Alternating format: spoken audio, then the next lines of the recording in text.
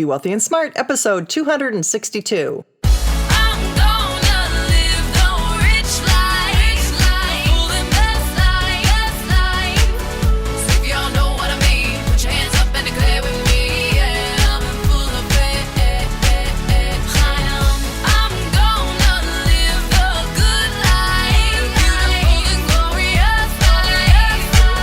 Step into a world of wealth and financial freedom without budgets, boredom, or bosses on Be Wealthy and Smart.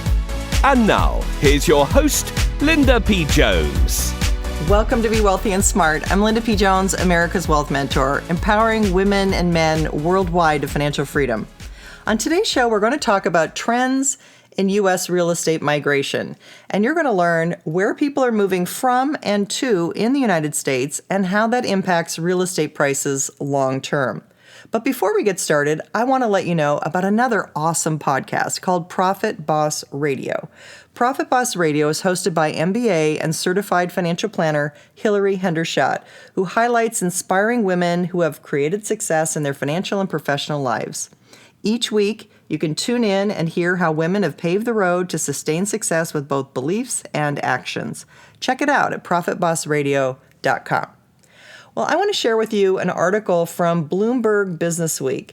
This was very interesting because it talked about the migration from the Northeast and the Midwest to the West and the South.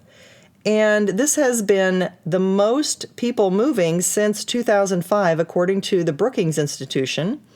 Almost 600,000 Americans moved to the West and South from the Midwest and Northeast last year. And the recovery has made it easier to relocate. Kenneth Johnson, a public policy professor at the University of New Hampshire, said, "Think of the recession as freezing people in place, and now that is thawing." So people are actually picking up and moving again. And aging baby boomers who have delayed retirement in the wake of plunging stocks and home prices are now back on the move again. So this is huge migration. The states that lost the most population were 4 states. New York lost the most at 191,367 people in 2016, and also New Jersey, Indianapolis, and California lost more than 50,000 people per state. Then we had people moving into the following states: Washington, Oregon, Texas, Arizona, Colorado, North Carolina, and Florida. In fact, Florida grew the most, adding 207,155 people. That's almost 600 people a day. That is crazy. The article says more people are back to moving south and west for better jobs, says IHS market economist Carl Kuykendall. And there is retiree migration as well. So people are moving toward the west and the south to those states I mentioned. Some other states that are doing well were Montana, Idaho, Nevada, Utah, and also Tennessee, South Carolina, Maine, New Hampshire, and South Dakota. Lots of interesting movement in the United States. The interesting reason for bringing this up is because wealthy people really follow trends and use facts before investing. They look at, is my state a state that has people moving in, or is my state a state that has people moving out? And also, if people are moving out, is this a time I should think about moving out and moving somewhere else as well?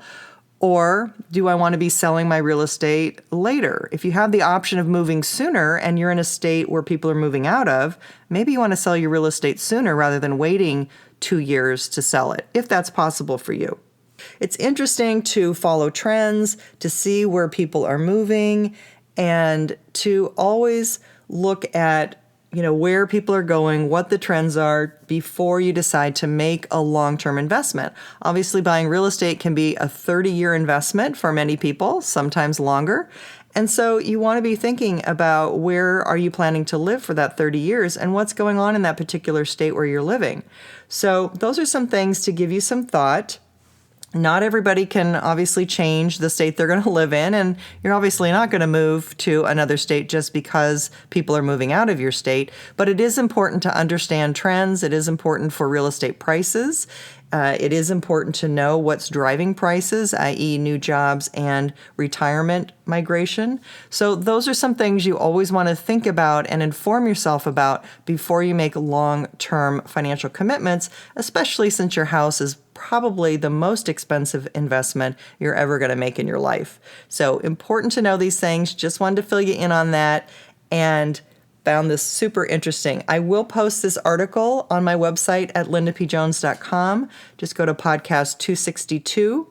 This actually has pictures of the states and pictures of whether your state had people moving out of the state or moving into the state. So I will post that picture over on my website in the show notes there at lindapjones.com.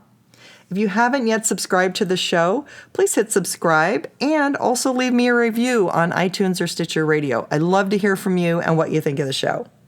If you want to get your net worth moving in the right direction, get my 11 quick financial tips to boost your wealth. They're 11 quick things you can do so easy to get your net worth growing. You can get it at my website at lindapjones.com. That's all for today. Until next time, live the good life and be wealthy and smart. Thank you for listening to Be Wealthy and Smart with Linda P. Jones. Share the wealth and tell your family and friends about the show. Check out our website, blog, and social media for more riches at www.bewealthyandsmart.com.